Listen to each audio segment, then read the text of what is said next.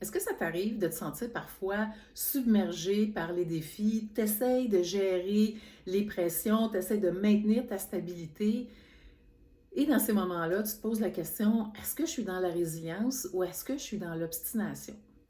Aujourd'hui, je vais te présenter 5 processus clés dans la résilience, 5 façons qui peuvent nous aider à vraiment rester fort, solide, même dans les moments de défi. Je me présente, Diane Robin, je suis coach et formatrice. Je suis ta meilleure alliée pour développer ta résilience et ton bien-être.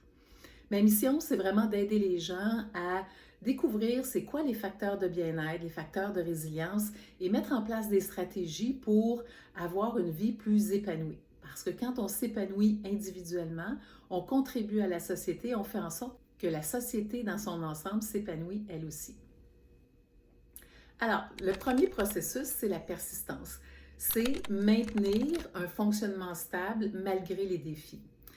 On peut imaginer une étudiante qui a des notes médiocres à l'école, qui subit des pressions externes de la part de ses parents qui veulent qu'elle performe mieux, qui voient le potentiel, qui l'incitent à étudier davantage, étudier autrement, etc. Et elle persiste dans sa façon de faire, elle ne change rien. Donc, dans la persistance, on sait qu'il y a un potentiel d'amélioration qui est là et par contre, il n'y a aucune énergie, aucune ressource qui est mise pour effectuer quelque changement que ce soit. On reste dans le statu quo. Le deuxième processus, la résistance. La résistance, c'est utiliser nos ressources pour contrer les pressions de changement. Ici, on utilise des ressources, des stratégies pour gérer les défis dans l'immédiat sans nécessairement modifier nos comportements ou nos méthodes sur du long terme. Ça peut nous empêcher de nous développer de façon durable ou de façon plus profonde.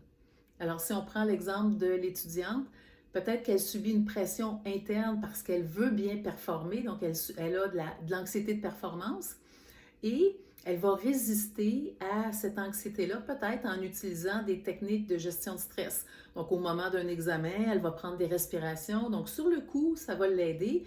Mais sur le long terme, prochain examen, on revit encore la même chose. Troisième processus, la récupération. Dans la récupération, il y a cette idée de revenir à un fonctionnement antérieur. Ce qui est généralement pas tout à fait vrai parce qu'il y a eu des mini-changements qui ont été intégrés. Donc, en apparence, on peut avoir le même fonctionnement qu'avant, mais on sait qu'il y a eu des modifications. Elle a appris des leçons après une période de stress intense. Notre étudiante a mis en place des nouvelles façons de gérer son stress. Elle a décidé qu'elle allait faire une activité physique immédiatement après l'examen, par exemple. Donc, elle va récupérer, elle va revenir, elle va abaisser son niveau de stress. Par contre, on voit qu'il y a eu des ajouts dans sa façon de fonctionner.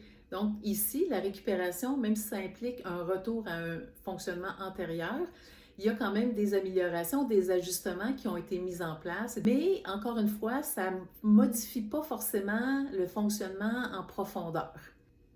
Le quatrième processus, c'est l'adaptation.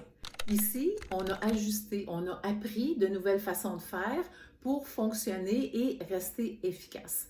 Alors, notre étudiante, peut-être qu'elle a appris de nouvelles façons de gérer le stress et peut-être qu'elle a appris aussi des stratégies pour gérer ses pensées. L'adaptation implique un changement actif, un apprentissage de nouvelles méthodes pour améliorer notre efficacité sur le long terme. C'est un processus qui est beaucoup plus profond que la simple récupération. Le cinquième processus, c'est la transformation. Donc ici, il y a vraiment un changement radical pour devenir quelque chose de nouveau, de plus performant. Il y a un avant et un après. Si on pense à notre étudiante, peut-être qu'elle a intégré la méditation dans ses routines quotidiennes. Donc, maintenant, elle commence ses journées, qu'elle ait des examens ou pas, elle commence ses journées avec des séances de méditation. Elle a intégré l'activité physique de façon beaucoup plus régulière et non pas simplement une fois qu'elle a vécu un stress. Ce qui fait que ces changements-là vont avoir un impact, oui, sur le moment où elle vit un stress au moment des examens, et en même temps, ça va avoir un impact beaucoup plus grand, beaucoup plus profond sur d'autres domaines de sa vie. Alors, qu'est-ce qu'on a vu ensemble aujourd'hui? On a vu 5 processus clés de la résilience. On a vu la persistance, maintenir le statu quo. On a vu la résistance, utiliser nos énergies pour vraiment contrer les défis, les pressions. On a vu la récupération, être capable de revenir à un fonctionnement antérieur. On a vu l'adaptation, être capable d'intégrer les leçons pour fonctionner plus efficacement. Et on a vu la transformation, c'est-à-dire un changement radical dans la façon de faire. Si tu as aimé la vidéo, je t'invite à cliquer sur j'aime et à t'abonner pour recevoir les prochaines vidéos. Et si tu veux aller plus loin, je te propose de télécharger mon outil gratuit. Tu vas trouver le lien dans la description sous la vidéo. C'est un outil qui va t'aider à être moins dans l'autocritique et être plus dans la bienveillance envers toi-même. Alors, je te dis merci d'avoir été là et à bientôt.